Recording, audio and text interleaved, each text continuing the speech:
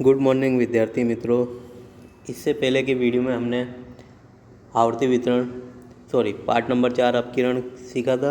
अब हम part number 5 चालू कर रहे हैं, आवर्ती वितरण की विषमता।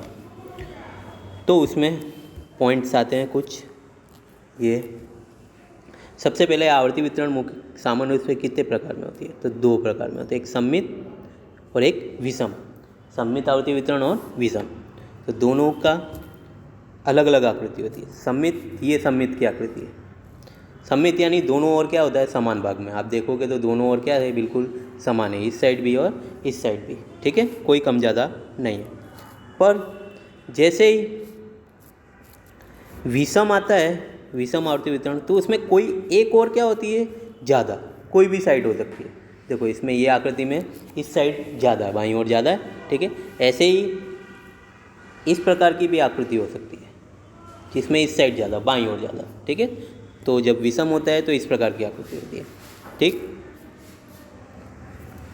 इसके आगे इसका स्वरूप कैसा होता है? संपूर्ण घंटाकार स्वरूप होता है। इसमें माध्य, मध्यिका, भूयिष्ठक के मूल्य क्या होते हैं? समान। ठीक है, ये आकृति संपूर्ण घंटाकार स्वरूप की होती है। ये जो आकृति बनती है ना इस प्रकार की, ये क्या होती है? संपूर्ण घंटाकार स्वरूप की। अब 12वीं में जाओगे तो भाग 2 का पार्ट नंबर 3 आएगा, प्रमाण वितरण। इसमें सब आकृति बनानी पड़ती है हर सवाल में। ठीक है, तो वही उसी का भाग है ये। तो ये स्वरूप को क्या बोलते हैं? संपूर्ण घंटाकार। इसमें माध्य, मध्यिका और भूयिष्ठक का मूल्य क्या होता है? समान होता है। ठीक है, ये बाईं ओर या दाईं ओर अधिक खींचा होता है। विषम में वो मैंने बताया। ठीक है, फिर विषमता के मापन के 2 प्रकार होते हैं, एक निरपेक्ष और एक सापेक्ष। निरपेक्ष और सापेक्ष, इसमें विषमता को निकालने की 2 पद्धतियाँ होती हैं। समता ज्ञात करने की 2 पद्धति, यानी जो सवाल आएंगे वो 2 पद्धति के आएंगे, एक कार्ल पियर्सन की पद्धति और एक बाउली की पद्धति। इसमें विषमता को किसके द्वारा, विषमता का जो सापेक्ष माप होता है उसको विषमतांक बोलते हैं, और उसको किसके द्वारा दर्शाया जाता है? जे से। किससे? जे से। विषमतांक का सामान्यतः मूल्य क्या होता है? -1 से +1 के बीच में। ठीक है, और कार्ल पियर्सन की पद्धति कितनी होती है? Most of 2। तो उसके सूत्र अभी मैं बताऊंगा वो। इसके अलावा थियरी में अगर हम और देखें तो ये पॉइंट्स हैं।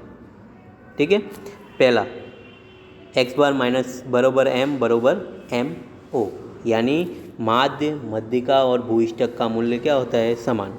फिर q3 - m बराबर m - q1, यानी तृतीय चतुर्थक से m का मूल्य और m से लेके प्रथम चतुर्थक का मूल्य क्या होता है? दोनों साइड समान है। अगर उदाहरण के स्वरूप में देखें तो 1000 में से 800 जाएगा तो 200 बचेगा, और 800 में से 600 जाएगा तो अभी कितना बचेगा? 200, यानी दोनों साइड क्या होगा? समान। यानी चतुर्थक मध्यिका से क्या होता है? समान अंतर पर होते हैं। फिर तीसरा इसका पॉइंट, आवर्ती वितरण का आवर्ती वक्र क्या होता है? घंटाकार स्वरूप का मिलता है। कैसा मिलता है? घंटाकार स्वरूप का। वही इस प्रकार इसमें दर्शाए गए हैं। ठीक है, ये आकृति बनी गई है, दोनों साइड क्या है? समान दूरी पे। ठीक है, सममित की।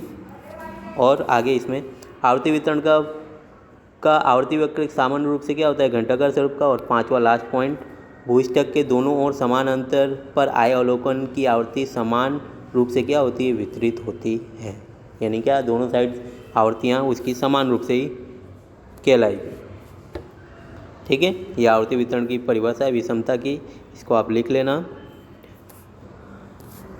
और विषमता के प्रकार में कितने प्रकार होते हैं? धन विषमता और ऋण विषमता। ठीक है, उसमें बुक में आप देखोगे तो उसमें आगे आकृति दी गई होगी, तो सेम आकृतियाँ होती हैं, और उसको पूरा क्या कर लेना? आप पढ़ लेना। अब मैं सूत्र की बात करता हूँ। तो कार्ल पियर्सन की पद्धति के 2 सूत्र आते हैं, एक era निरपेक्ष का, ठीक है, और एक सापेक्ष का।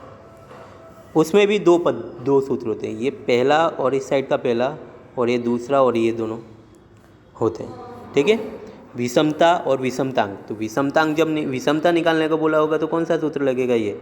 और विषमतांक बोला होगा तो ये। तो पहला जैसे सूत्र देखें अपने, जिसमें क्या आता है? एमओ वाला। किसमें? एमओ। एमओ का मतलब भूयिष्ठक जिसमें निकालना होता है, तो एस के बराबर एक्स बार माइनस एमओ। और उसी में विषमतांक निकालना होगा तो जे बराबर एक्स बार माइनस एमओ बटे एस। और अगर समझ लो एम से किया हुआ है, एम यानी मध्यिका से, तो ये रहा सूत्र। तो उसका विषमतांक का सूत्र एस के बराबर 3 कोष्ठक में एक्स बार माइनस एम, और विषमतांक अगर निकालना है तो जे बराबर 3 कोष्टक में एक्स बार माइनस एम बटे में एस। अगर तुम ध्यान से देखो तो ऊपर का भाग ये जो विषमतांक है ये उसका ऊपर का ही भाग होता है हमेशा। इसमें भी देखो ये ऊपर का ही भाग है, बटे में क्या आ जाता है सिर्फ एस। क्या आ जाता है एस। एस यानी क्या बोलते हैं अपने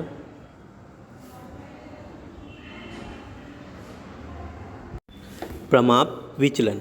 ठीक है, अब ये किसका सूत्र था? काल पियर्सन का। इसी प्रकार बाउली की दो सूत्र, ठीक है, जिसमें विषमता आती है और विषमतांक। ठीक है, तो विषमता का सूत्र होता है Q3 plus Q1 minus 2m।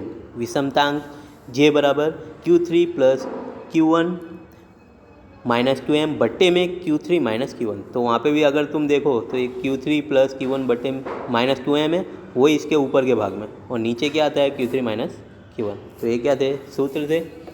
अब नेक्स्ट वीडियो में क्या करेंगे? सवाल चालू करेंगे 5.1 के। ठीक है, धन्यवाद।